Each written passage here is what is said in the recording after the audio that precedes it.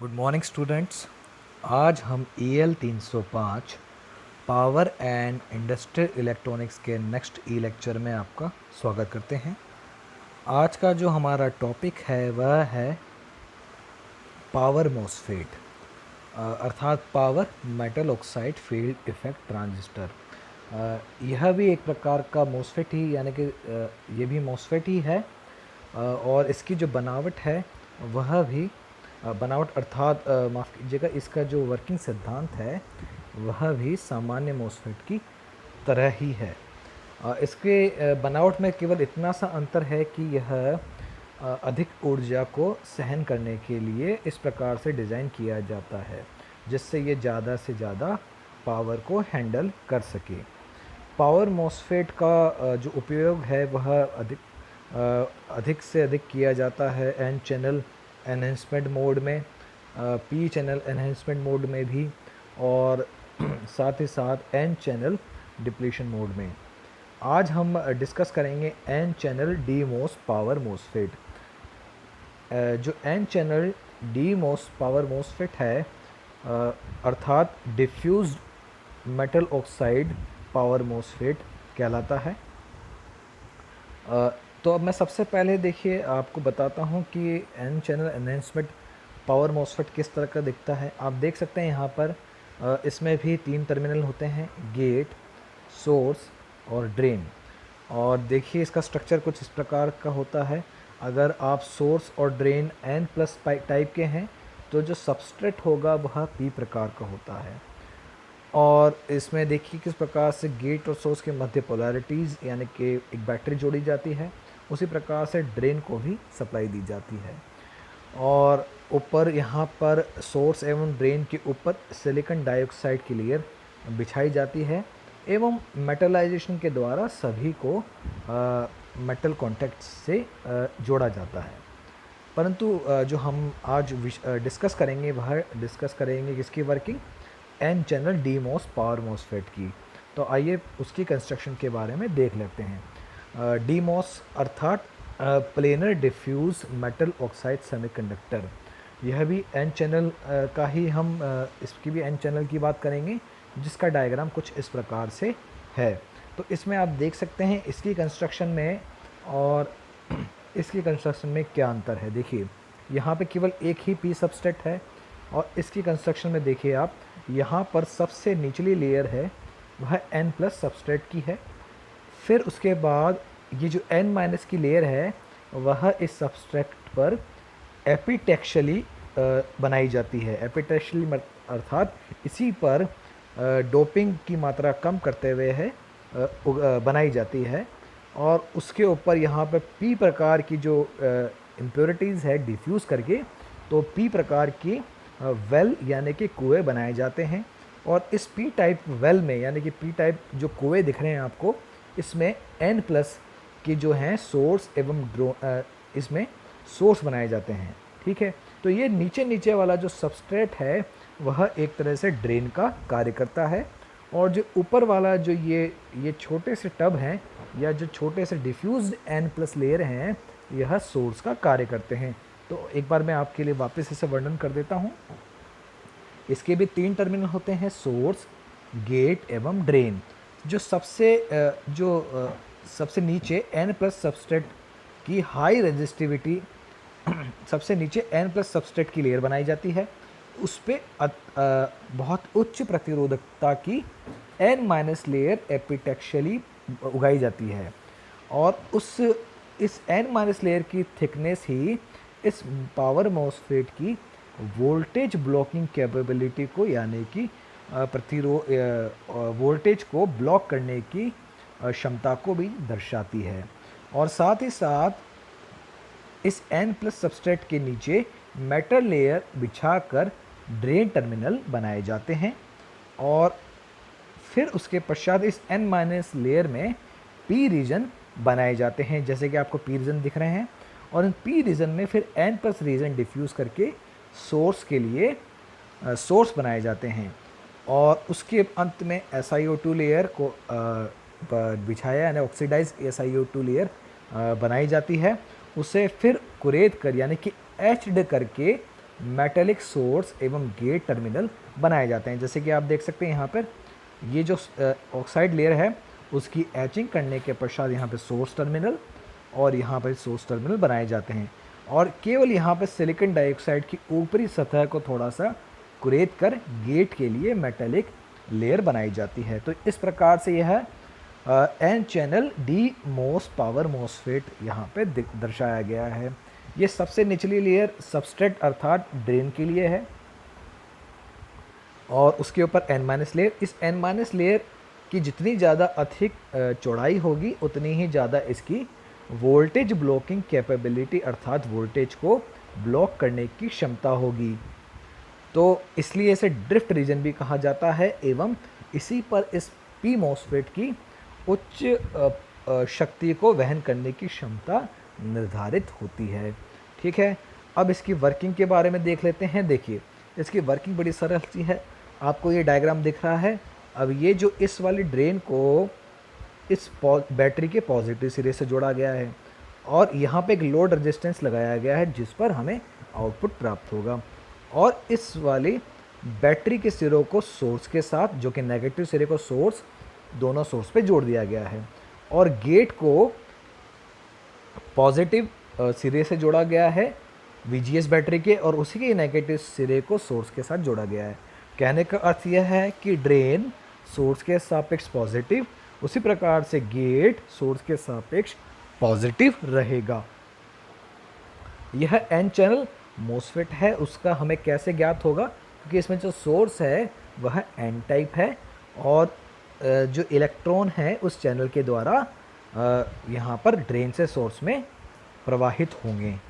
तो अब आइए इसकी वर्किंग को समझने के लिए सबसे पहला बिंदु क्या कहता है, जब गेट सर्किट वोल्टेज का मान 0 रहेगा और VDD को आरोपित किया जाएगा, तो PN जंक्शन यानी कि जो N माइनस और P minus junction, N minus और P माइनस जंक्शन कौन कौन से, ये N माइनस जंक्शन और ये भी P माइनस जंक्शन, यानी कि माइनस का अर्थ यह है कि इन दोनों की डोपिंग काफ़ी कम की जाती है, और प्लस का अर्थ है अत्यधिक डोपिंग, यानी कि जो ये ड्रेन एवं सोर्स दोनों की डोपिंग अत्यधिक मात्रा में की गई है। तो शुरुआत में जब गेट सर्किट वोल्टेज यानी कि गेट सोर्स वोल्टेज का मान 0 रहेगा और VDD सप्लाई दी जाएगी, तो जो N minus P minus junction क्या होगा, रिवर्स बाइस, और इसके द्वारा कोई भी धारा ड्रेन से सोर्स में, यानी कि कोई भी आवेश वाहक ड्रेन से सोर्स से ड्रेन की तरफ नहीं जा पाएगा। इससे धारा जो क्या ड्रेन धारा है वह 0 रहेगी। देखिए जैसे ये VDD जो बैटरी है वो ड्रेन को कनेक्टेड है, तो ये वाला जो पूरा क्षेत्र है यानी कि ये, और यहाँ पे गेट को भी वोल्टेज 0 दे रखा है, तो जो ये P वाली लेयर है जो सोर्स से कनेक्टेड है उसे नेगेटिव सप्लाई मिल रही है। उसी प्रकार से जो ये नीचे N माइनस लेयर है उसे इस VDD बैटरी के द्वारा पॉजिटिव सप्लाई मिल रही है। इस वजह से ये जो ये वाला जंक्शन है, ये जो जंक्शन है ये क्या रहेगा, आपका पूरा का पूरा रिवर्स बाइस रहेगा। इस कारणवश यह डिवाइस ऑफ रहेगी। जब गेट वोल्टेज अप्लाई किया जाएगा, यानी कि गेट टर्मिनल को पॉजिटिव वोल्टेज अप्लाई प्रदान किया जाएगा सोर्स के सापेक्ष, तो एक इलेक्ट्रिक फील्ड यहाँ पर क्या होगा, इलेक्ट्रिक फील्ड स्थापित होगा, जिसके कारण इलेक्ट्रॉन्स एन चैनल एन यानी कि जो एन सबस्ट्रेट है उससे ऊपर की तरफ आकर्षित होकर एक चैनल का निर्माण करेंगे। देख सकते हैं आप, ये जो इस एन लेयर के इलेक्ट्रॉन्स हैं वो क्या करेंगे, इस पॉजिटिव गेट वोल्टेज की तरफ आकर्षित होंगे और यहाँ पर इस जगह एक चैनल का निर्माण करेंगे। ये इलेक्ट्रॉन इस पी लेयर में मौजूद मैग्नेटिक कैरियर्स हैं जो यहाँ पर उपस्थित हुए हैं। इसके द्वारा यहाँ पर इलेक्ट्रॉन की एक चैनल बन जाएगी, और जैसे जैसे गेट सोर्स वोल्टेज बढ़ाया जाएगा इस चैनल की चौड़ाई ज़्यादा अधिक रहेगी। तो इस चैनल के निर्माण होने की वजह से अब क्या होगा, जो N प्लस लेयर है इससे इलेक्ट्रॉन्स, क्योंकि यह इलेक्ट्रॉन्स, इससे इलेक्ट्रॉन्स इस परिपथ यानी कि सोर्स से इलेक्ट्रॉन्स इस n प्लस लेयर की तरफ नीचे इस VDD पॉजिटिव सिरे की तरफ जाएंगे। इस वजह से ड्रेन धारा प्रवाहित होगी जिसकी दिशा इलेक्ट्रॉन की विपरीत दिशा में प्रवाहित होगी। तो यह इसकी वर्किंग है। और जैसे जैसे गेट सोर्स वोल्टेज का मान बढ़ाया जाएगा तो चैनल की चौड़ाई बढ़ती जाएगी और इससे ड्रेन धारा का मान भी बढ़ता जाएगा। और इस चैनल की लेंथ भी को किस प्रकार से कंट्रोल किया जा सकता है, इस गेट सोर्स वोल्टेज के द्वारा कंट्रोल किया जा सकता है। तो इस प्रकार से इसकी वर्किंग है। यहाँ आप देख सकते हैं कि ये पॉजिटिव वोल्टेज लगाने पर यहाँ पे इलेक्ट्रॉन्स एकत्रित हो चुके हैं और यह जो पॉजिटिव सिरा है इसका, ये जो बैटरी है इसके द्वारा इलेक्ट्रॉन नीचे सोर्स के से ड्रेन की तरफ इस चैनल से इस परिपथ को अपनाते हुए नीचे की तरफ आएंगे एवं वापस पुनः यहाँ जाएंगे। इससे जो इलेक्ट्रॉन से धारा प्रवाहित होगी वह ड्रेन से सोर्स की तरफ होगी। तो यह इसकी वर्किंग है। इसमें चैनल की जो है लंबाई को भी कंट्रोल किया जा सकता है गेट सोर्स वोल्टेज के द्वारा। अब जो बात की जाती है इसकी वर्किंग के साथ साथ इसके अन्य फीचर्स के बारे में। इसमें जैसे कि आप देख सकते हैं, मैंने पहले बताया कि ये जो n- लेयर है इसकी जितनी ज़्यादा अधिक चौड़ाई होगी यह उतनी ही ज़्यादा मात्रा में पावर को सहन कर सकता है। तो यही अंतर है एक पावर मॉसफेट में एवं साधारण मॉसफेट में। पावर मॉसफेट की संरचना इस प्रकार से होती है कि वह अधिक पावर को सहन कर सके। तो अब देखिए इसके अतिरिक्त फीचर्स में देख सकते हैं, इसमें दो प्रकार के पैरासाइटिक डिवाइसेस अलग से आपको दिखाई देंगे।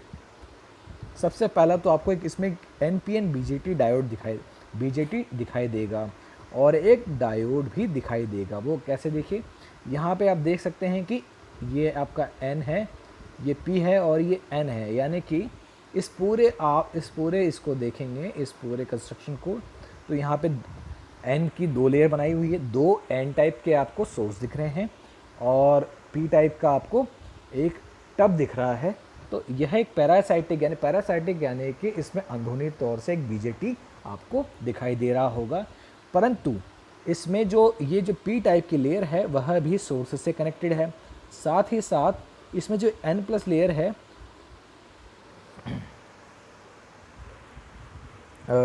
माफ़ कीजिएगा, ये जो N+ लेयर है ये और ये आपको एक क्या दिखाई दे रहा है, पैरासाइटिक BJT दिखाई दे रहा है। अब इसमें आप देख सकते हैं कि मान लीजिए ये एरो है, यहाँ पे आप देख सकते हैं यहाँ पे एक एरो है, ये अर्थात ये क्या है, ये जो है ये N+ वाली लेयर है, यानी कि जो टब है वो किसको दर्शाता है, एमीटर को, और ये जो P लेयर किसको दर्शाएगी, बेस को, और ये जो N- किसको दर्शाएगा, कलेक्टर को। जैसे कि आप जानते हैं कि कलेक्टर की डोपिंग सबसे कम की जाती है, तो इसकी डोपिंग यानी कि N-, फिर उससे थोड़ी अधिक डोपिंग किसकी की जाती है, बेस की, और सबसे अधिक डोपिंग की जाती है एमीटर की। तो इस प्रकार से ये आपको पैरासाइटिक NPN BJT दिख रहा है, परंतु यह बिल्कुल कट ऑफ मोड में रहेगा। इसका एक कारण यह है कि जो बेस एवं जो एमीटर है ये दोनों किससे कनेक्टेड हैं, सोर्स से, यानी कि दोनों शॉर्ट सर्किट हैं, और शॉर्ट सर्किट होने के कारण बेस और एमीटर जंक्शन को क्या वोल्टेज मिल रहा है, 0। इस वजह से ये NPN जो पैरासाइटिक BJT है बिल्कुल क्या रहता है, कट ऑफ मोड में रहता है। साथ ही साथ बात कर लेते हैं पैरासाइटिक डायोड की। आप देख सकते हैं यहाँ पे ये N वाली लेयर है और ये P लेयर है, तो ये दोनों मिलकर क्या बना रहे हैं, अगर इसको भी आप देख सकते हैं, इसको सम्मिलित कर सकते हैं, तो ये भी N लेयर है और यहाँ पे P लेयर है, तो ये डायोड का काम कर रही है। तो ये एक पैरासाइटिक डायोड को दर्शाता है। ये पैरासाइटिक डायोड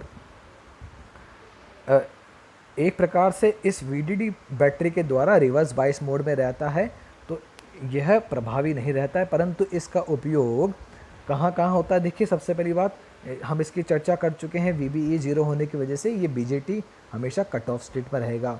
और जो पैरासाइटिक डायोड है जिसका सोर्स एक्टिंग एज एनोड, देखिए अब सोर्स जो है एनोड की तरह कार्य करेगा, ये जो सोर्स है एनोड की तरह कार्य करेगा और ड्रेन कैथोड की तरह कार्य करेगा। हाफ ब्रिज और फुल ब्रिज रेक्टिफायर में इसका उपयोग होता है।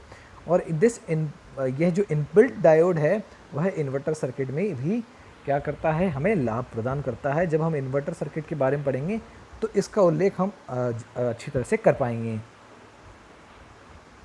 अब बात करते हैं पी मॉसफेट कैरेक्टरिस्टिक की।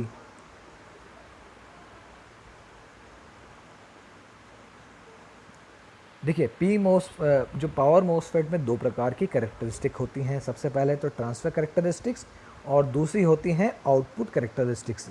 ट्रांसफ़र कैरेक्टरिस्टिक्स वह कैरेक्टरिस्टिक होती हैं जो ड्रेन करंट में परिवर्तन को दर्शाती हैं गेट सोर्स वोल्टेज के आधार पर। तो आप देख सकते हैं इस कैरेक्टरिस्टिक में ये ट्रांसफ़र कैरेक्टरिस्टिक है। यहाँ पर ये देखिए VGST दर्शाया गया है। VGST अर्थात वह यानी कि गेट सोर्स थ्रेशोल्ड वोल्टेज, वह मिनिमम पॉजिटिव वोल्टेज। अगर वो N चैनल मोसफेट है तो यह पॉजिटिव वोल्टेज कहलाता है, और अगर वो P चैनल मोसफेट है तो वो क्या कहलाएगा, नेगेटिव वोल्टेज कहलाएगा। तो यहाँ हम बात कर रहे हैं N चैनल मोसफेट की। तो क्या है, इसकी परिभाषा क्या निकलेगी कि वह मिनिमम पॉजिटिव वोल्टेज जो गेट और सोर्स के मध्य लगाया जाता है जिससे चैनल का निर्माण हो सके, तो वो कहलाता है VGST। उसके पश्चात चैनल का निर्माण होता है एवं चैनल के निर्माण होने के कारण ड्रेन धारा प्रवाहित होती है, जो कि आपको इसमें यहाँ से दर्शाई गई है। यानी कि VGST के पहले आपका जो मोसफेट है वो क्या रहता है, कट ऑफ यानी कि ऑफ अवस्था में रहता है। और यह इसका सर्किट डायग्राम है, ये इसका सिंबल है, यह N चैनल मोसफेट को दर्शा रहा है। तो यहाँ देखिए गेट बैटरी लगाई हुई है और ये गेट एवं सोर्स के मध्य वोल्टेज है VGS, और ड्रेन और सोर्स के मध्य वोल्टेज है, और यह सर्किट इस्तेमाल किया जाता है इसकी ऑपरेटिंग के लिए। और साथ ही साथ बात कर लेते हैं इसकी आउटपुट कैरेक्टरिस्टिक की। तो इसकी आउटपुट कैरेक्टरिस्टिक क्या कहलाती है, इसकी आउटपुट कैरेक्टरिस्टिक दर्शाती हैं ड्रेन करंट में परिवर्तन को दर्शाती हैं। किसके आधार पर, ड्रेन और सोर्स वोल्टेज के आधार पर, जिसमें VGS को कांस्टेंट रखा जाता है। यानी कि VGS एक पैरामीटर जो कि कांस्टेंट होता है। अब आप देख सकते हैं यहाँ पर ये जो क्षेत्र है ओमिक क्षेत्र है, यानी कि लीनियर क्षेत्र है। जब तक आपकी धारा, ड्रेन धारा किसके अनुसार परिवर्तित होता रही है, VDS के अनुसार। और एक समय आता है जब यह क्या हो जाता है, एकदम बिल्कुल स्ट्रेट यानी कि कांस्टेंट हो जाती है, तो इसे कहलाते हैं हम एक्टिव क्षेत्र कहलाते हैं। और इस क्षेत्र में आप देख सकते हैं यहाँ पे एक और, यह इसका ब्रेकडाउन यानी कि ड्रेन सोर्स ब्रेकडाउन वोल्टेज दर्शाता है। यानी कि अगर मान लीजिए ड्रेन, यह जो क्षेत्र है दर्शा रहा है कि ड्रेन सोर्स वोल्टेज के आधार पर ड्रेन करंट क्या हो रहा है, परिवर्तित हो रहा है बिल्कुल लीनियरली। परंतु ड्रेन सोर्स वोल्टेज का मान जब एक सीमा से अधिक हो जाता है, जो ड्रेन करंट है वह क्या हो जाता है, बिल्कुल मैक्सिमम यानी कि सैचुरेट हो जाता है।